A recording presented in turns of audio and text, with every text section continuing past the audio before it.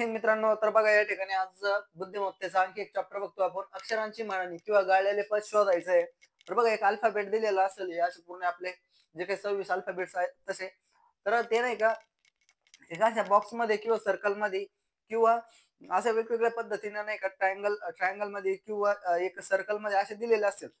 तर त्यामधला काय संबंध असणार आहे किंवा हे गाळलेलं पद काय असणार आहे, तर ते मिसिंग वर्ड आपल्याला या ठिकाणी काढायचं आहे. बरोबर.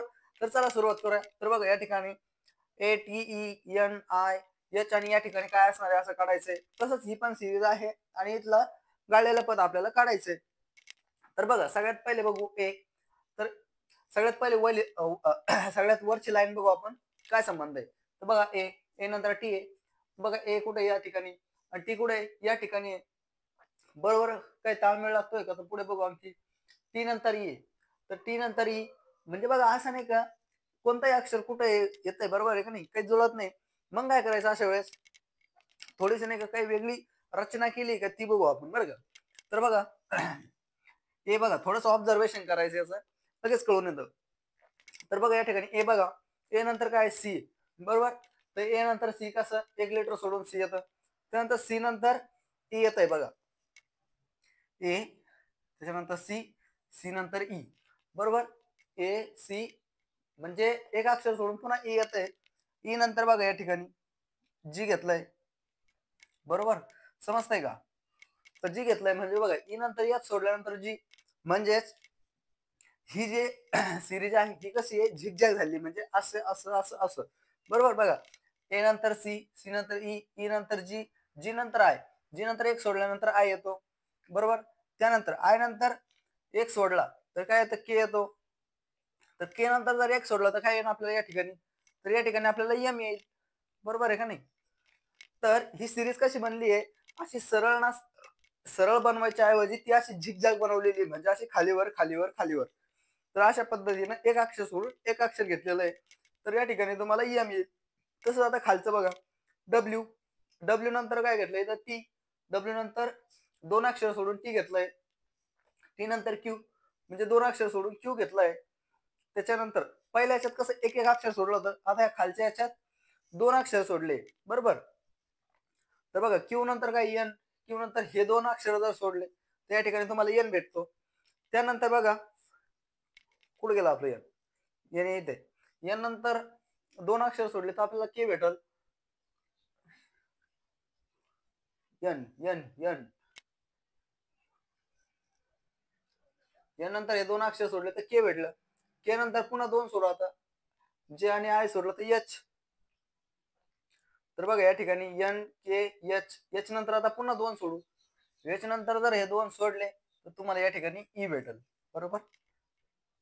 तर या ठिकाणी ई म्हणजेच तुमचं उत्तर काय असणार आहे, एम आणि एच हे ब्लँक जागे तुम्हाला भरायचं आहे, लिहायचं आहे. तर हेच तुमचं या ठिकाणी उत्तर असणार आहे. फक्त नाही का तुम्हाला ही जी सिरीज दिली आहे यामध्ये नाही का एक साधर्म्य बघायचं आहे की गाळलेल्या ठिकाणी काय असेल ते, बस दॅट इज. असेच उदाहरणं असणार आहे जे की फक्त नाही का असे एक विशिष्ट असे बॉक्स मध्ये किंवा सर्कल मध्ये किंवा बॉक्स मध्ये असे असेल, तर त्यानुसार तुम्हाला सोडवायचं आहे. तर चला पुढचं उदाहरण पाहू आता. तर बघा नेक्स्ट टाईपचं उदाहरण आहे तशाच पद्धतीने आहे, पण पहिले कसं समजा बॉक्स मध्ये होतं, याऐवजी आता हे सर्कल मध्ये, तर यांच्यामध्ये काय संबंध असणार आहे आणि या ठिकाणी नाही का काय पद येईल किंवा कोणतं लेटर येईल या ठिकाणी आपल्याला ते काढायचंय.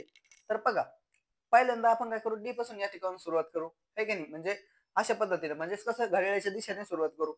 तर बघा डी, डी नंतर काय घेतलंय तर जी घेतलंय बघा. तर जी किती अक्षर सोडून इथं दोन अक्षर सोडून. जी नंतर काय घेतलंय तर जे घेतलंय, जे किती अक्षर सोडून येतो, जे पण दोन अक्षर सोडल्यानंतरच येतोय, बरोबर की नाही.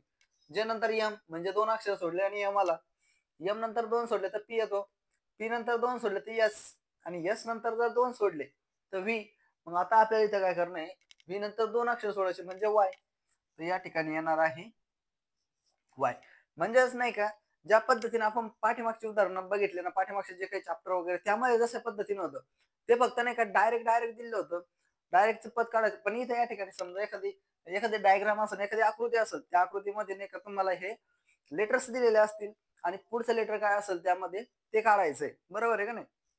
म्हणजे काय होतं बऱ्याच वेळेस नाही का मुलांची नाही का गोंधळ उडून जातो की बाबा हे आता हे काय प्रकार आला वेगळाच आणि हे कसं काढायचं. पण काही नाही, फक्त थोडंसं ऑब्झर्वेशन करायचं बस, येऊन जाणार आहे उत्तर, काही अवघड नाही. तर चला आणखीन काही आपण नाही का वेगळं कशा पद्धतीचे उदाहरण असू शकतं ते पाहणार आहे. तर नेक्स्ट बघू चला. तर बघा अशा टाईपचं पण उदाहरण नाही का तुम्हाला एक्झाम मध्ये बघायला मिळतात आणि येतात पण. तर बघा या ठिकाणी नाही का कशा पद्धतीने असणार आता नाही का एक छोटे छोटे असे तुम्हाला नाही का सर्कल दिसत आहे आणि त्यामध्ये एक एक लेटर आहे.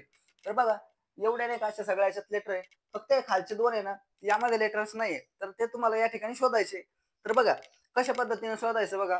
तर नाही का सगळ्यात पहिले आपण काय करू माहिती का, अशा पद्धतीचं एक नाही का काय म्हणतात त्याला हे लावून बघू, अंदाज लावून बघू की अशा पद्धतीने यांच्यात काय संबंध आहे, किंवा अशा पद्धतीने आडव्या पद्धतीने लावू, किंवा जर वेगवेगळ्या झिकझॅक पद्धतीने नाही का कसं काय ते बघू. तर वरती आपण नाही का हे अल्फाबेट्स लिहून घेतलेले आपले. तर बघा त्यानुसार ना का यम, यम बघा कुठे, तर यम या ठिकाणी 13 नंबरला, त्यानंतर ई घेतलाय बरोबर. तर ई बघा या ठिकाणी येतोय आणि ई नंतर काय तर क्यू घेतलाय.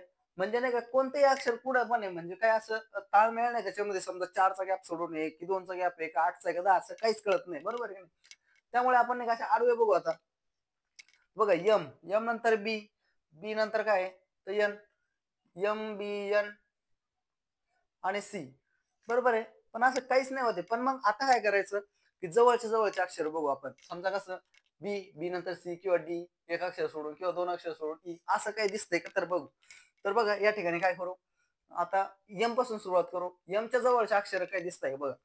तर यम, यमच्या जवळ बी आहे का तर नाही, पण यमच्या जवळ एन आहे बरोबर आहे का नाही. तर बघा यमच्या जवळ एन आहे, पुढचं लगत लगतचं अक्षर, त्यानंतर ओ वगैरे कुठं दिसतोय का. हे बघा इथं ओ आहे. पण इथं झालेलं असं आहे का एक मधलं अक्षर वेगळं आहे आणि एक अक्षर सोडून लगतचं अक्षर आहे. तर बघा यम नंतर नाही का इथं एन आहे, एन नंतर ओ आहे बरोबर. ओ नंतर हे बघा पी आहे, पी नंतर नाही का लगेच इकडे खाली क्यू आहे, क्यू नंतर M N O P Q, Q नंतर मग काय यायला पाहिजे इथं, इथं आर यायला पाहिजे निश्चितच बरोबर आहे का नाही. तर बघा तर या ठिकाणी आपण आर घेऊ. म्हणजे हे इथपर्यंत नाही का कम्प्लीट झालं. म्हणजे कसं एक अक्षर सोडून पुढचं लगतचं अक्षर घेतलेलं आहे या ठिकाणी आणि मध्ये वेगळं अक्षर टाकलेलं आहे. तसंच या मधल्या अक्षराची पण तशीच सिरीज असणार जशी याची एक एक अक्षर सोडून केलेली आहे त्या पद्धतीने. तर बघा बी, बी नंतर बघा सी, सी नंतर बघा डी, डी नंतर ई, ई नंतर एफ, एफ नंतर काय येतं बघा इथं जी येतं. तर या ठिकाणी तुमचं जी असणार आहे. तर तुमचे हे दोन ब्लँक होते. तर या ठिकाणी क्यू आणि जी, सॉरी आर आणि जी या ठिकाणी तुमचं आन्सर असणार आहे. तर अशा पद्धतीने पण तुम्हाला क्वेश्चन एक्झाम मध्ये येऊ शकतात. पॅटर्न कशा पद्धतीचे येऊ शकतो, फक्त आपण तयार राहायचं आणि वेगवेगळे गणित सोडवायचे, उदाहरणं सोडवायचे, म्हणजे आपल्याला सोपं जाणार आहे की नाही. तर बघा नेक्स्ट उदाहरण, अशा पद्धतीचे एक बॉक्स आहे, त्यामध्ये नाही का हे अल्फाबेट्स लिहिलेले आणि या ठिकाणी नाही का एक असे गाळलेलं पद आहे की आपल्याला भरायचंय. तर यांचा नाही का एक सुसंगत असा नाही का संबंध बघून आपल्याला नाही का या ठिकाणी काय येईल ते पण आहे. तर बघा या ठिकाणी डी पासून जर आपण सुरुवात केली तर म्हणजे आपण असा संबंध बघू किंवा असा बघू. तर बघा डी नंतर ओ, ओ नंतर एन, डी या ठिकाणी आणि ओ जर म्हटलं तर या ठिकाणी आणि एन त्याच्या लगेच लगत आहे आणि एम पण त्याच्या लगेच लगत आहे. त्यानंतर बघा पण हा नाही का असं पुढच्या याचा संबंध तसा येतोय का बघू. म्हणजे लगेच लगतचे कसे तीन जवळ जवळ आले तसं वाटतंय का काय बघू आपण. तर बघा ई, ई नंतर पी, ई या ठिकाणी, त्यानंतर पी या ठिकाणी, त्यानंतर यस म्हणजे या ठिकाणी दोन अक्षर सोडून पाठीमागे, त्यानंतर यल, यल डायरेक्ट आहे इकडे. म्हणजे असं काही संबंध लागतोय का तर नाही. त्यावेळेस काय करायचं आता पहिल्यापासून आपण इकडे बघू. तर बघा डी ई एफ जी, पुढे डी ई एफ जी म्हणजेच एबीसीडी नाही का लगातार दिसते आपल्याला, म्हणजे एकही अक्षर न सोडता दिसते. तर पुढे बघा डी ई एफ जी, त्यानंतर बघा इथं एच, त्याच्यानंतर इकडे क्यू आहे. एच कुठे, एच नंतर क्यू खाली येतं. पण आपण खाली येऊन बघू आता एच आय जे बरोबर, म्हणजे लगातार दिसते बिलकुल कुठला अक्षर स्किप न करता. I J K L M N ओ, या ठिकाणी ओ दिसतोय. पी क्यू म्हणजेच या ठिकाणी काय आर आणि एस, म्हणजेच लगातार म्हणजे असे कंटिन्युअसली नाही का जे काही अल्फाबेट्स आहेत ते या ठिकाणी येत आहे. तर अशा पद्धतीने आले बघा ते D E F G H, G H I J K L M N O O P Q आणि या ठिकाणी आर आणि ही यस. म्हणजे अशा पद्धतीने नाही का ती कंटिन्युअसली आलेली आहे. म्हणजेच या ठिकाणी कोणता अल्फाबेट येईल तर तुमचं येईल तर आर येईल. म्हणजेच तुमची अशी कंटिन्युअसली नाही का without any letter skip direct ते घेतलेलं आहे. तर अशा पद्धतीचं तुमचं या ठिकाणी ब्लँक जे आहे ते भरलं जाणार आहे. तर समजतंय का? अशा पद्धतीचे पण तुम्हाला उदाहरणे बघायला मिळतात. या ठिकाणी अशा प्रकारची एक डायग्राम आहे. तर या ठिकाणी असे लेटर दिले बघा डी सी बी ए आणि या ठिकाणी काय आहे ते काढायचं. पुढे बघा एक्स वाय झेड असं दिलेलं आहे. तर बघा यांच्यात काय एक विशिष्ट रचना केली बघा अक्षरांची. तर ती आपण बघू आणि ह्या ठिकाणचं गाळलेलं पद काय असणार ते आपल्याला काढायचंय. तर बघा सुरुवातीला अशी सुरुवात करू आपण घड्याळाच्या दिशेने बरं का जे काही रचना लागते का काही संबंध लागतोय का त्यामध्ये बघायचा प्रयत्न करू. तर बघा या ठिकाणी डी जर घेतलं तर डी नंतर सी, डी नंतर सी म्हटलं तर पाठीमागे गेलंय. त्यानंतर बघा बी, बी म्हटलं तर पुन्हा पाठीमागे गेलंय बरोबर. त्यानंतर ए, तर ए या ठिकाणी म्हणजेच या ठिकाणी काय यायला पाहिजे तर झेड यायला पाहिजे बरोबर. तर झेड नंतर काय तर झेड जर घेतला तर या ठिकाणी वाय यायला पाहिजे. वाय नंतर इथं एक्स यायला पाहिजे आणि त्याच्यानंतर झेड. पण तसं काही होतंय का तर नाही. त्यानंतर आपण नाही का दुसऱ्या पद्धतीनं बघू याला. जर म्हणजे समोरासमोरच्या अक्षर बघू काही संबंध आहे का.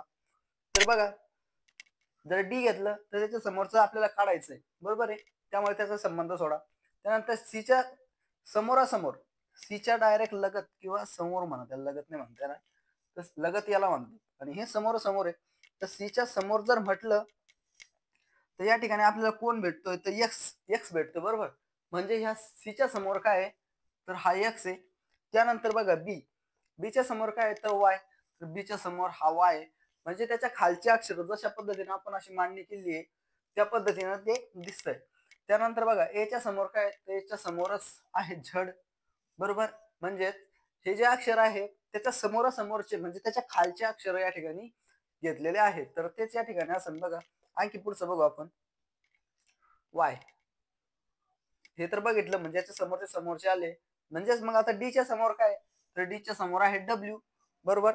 तर या ठिकाणी तुमचं गाळलेलं पद असणार आहे डब्ल्यू आणि हेच तुमचं या ठिकाणी आन्सर असणार आहे. तर अशा पद्धतीने काही वेगवेगळे संबंध राहतात.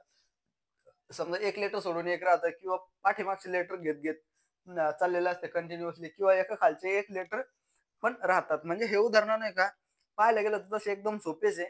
पण कधी ज्यावेळेस आपण त्यावरती प्रॅक्टिस करू सोडवू त्यावेळेस बुद्धिमत्तेचे उदाहरण म्हणजे नाही का मी अगोदरच तुम्हाला पाठीमागच्या व्हिडिओमध्ये पण म्हणलोय की बाबा बुद्धिमत्ता म्हणजे नाही का थोडासा बुद्धीचा उपयोग करायचा आहे आणि आन्सर आपल्याला जागेवरतीच असतं. फक्त ह्या गोष्टींमध्ये काय संबंध आहे तो जर तुम्हाला समजला तर तुमचं या ठिकाणी आन्सर निघणार आहे, येणार आहे बरोबर आहे का नाही. तर बघा मित्रांनो अशा पद्धतीचं पण एक उदाहरण राहतं जसं की या ठिकाणी तुम्हाला अल्फाबेट्स पण दिसतंय म्हणजे लेटर्स पण दिसतंय आणि त्याचबरोबर संख्या पण दिसतंय. म्हणजे या संख्येचा आणि या लेटरचा काहीतरी संबंध असणार आहे. तेव्हा शिका आपल्याला नाही का ही इथली गाळलेली जागा हा प्रश्नचिन्ह जे आहे म्हणजे गाळलेली जागा जी आहे ती आपल्याला भरता येणार आहे. तर बघा या ठिकाणी सगळ्यात पहिले नाही का इथून सुरुवात करू. तर बघा डी, डी नंतर 25 घेतलंय. डीचा आणि 25चा काही संबंध आहे का तर ते बघू आपण. तर डी जर या ठिकाणी घेतलंय तर डी चा नंबर किती आहे अल्फाबेट्स मध्ये या तर चौथा आहे. तर 4चा आणि याचा काही संबंध आहे का तर नाही. तर बघा मग खालचा बघू आपण.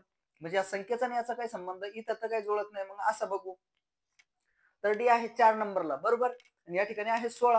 म्हणजे जर 4 नंबरला आहे आणि तर 16 आहे तर तुम्हाला एक लगेच तुम्हाला क्लिक व्हायला पाहिजे की या ठिकाणी काहीतरी वर्ग घन काहीतरी असणार आहे असं काहीतरी संबंध आहे. जर 4चा जर वर्ग जर आपण घेतला बरोबर 4चा वर्ग जर घेतला तर किती होतो तो 16 येतो.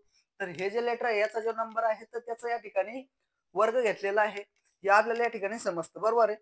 तसंच बघा ईचा नंबर किती तर 5, 5चा वर्ग किती असतो 25.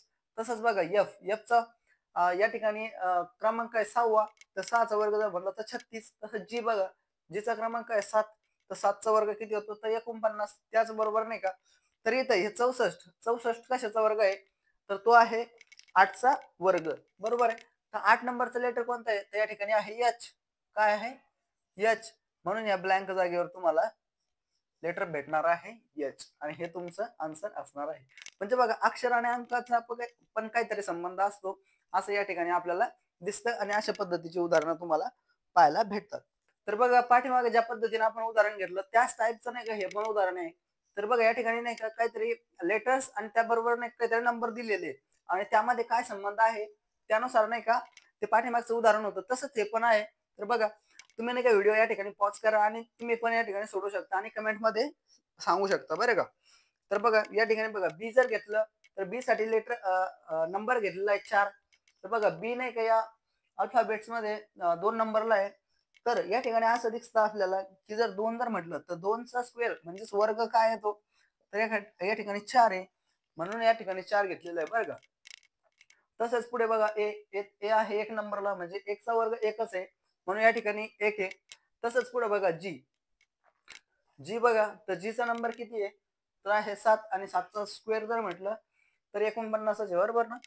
तसंच जेचा नंबर किती आहे तर 10 आणि 10चा वर्ग आहे 100. तसं 196 कशाचा वर्ग आहे, तर 196 असणार आहे 14चा वर्ग. म्हणून मी म्हणतोय की तुम्हाला नाही का या ठिकाणी वर्ग घनमूळ जे काही असतं ते नाही का या ठिकाणी पाठ पाहिजे. तेव्हाच तुम्ही नाही का अशा पद्धतीचे गणित क्विकली सोडू शकणार आहेत. तर बघा 196 कशाचा वर्ग आहे तर 14चा आणि 14 साठीचा जे काही लेटर आहे ते आहे या ठिकाणी एन. म्हणून या ठिकाणी जी काही ब्लँक जागा आहे किंवा गाळलेलं पद जे आहे आपलं तर हे या ठिकाणी एन असणार आहे. तर अशा पद्धतीचे अशा पद्धतीचे उदाहरणं तुम्हाला नाही का या ठिकाणी बघायला मिळतात या चॅप्टर मध्ये. तसंच आणखी आता आपण आपले म्हणजे बरेच असे चॅप्टर यामधले बाकी आहे, तर आपण एक एक कव्हर करण्याचा प्रयत्न करू. ठीक आहे की नाही, जसं जसं पद्धतीने वेळ भेटेल तशा पद्धतीने या ठिकाणी आपले लेक्चर्स या ठिकाणी येणार आहेत. तर ठीक आहे मित्रांनो, भेटूया नेक्स्ट व्हिडिओ मध्ये. तोपर्यंत जय हिंद.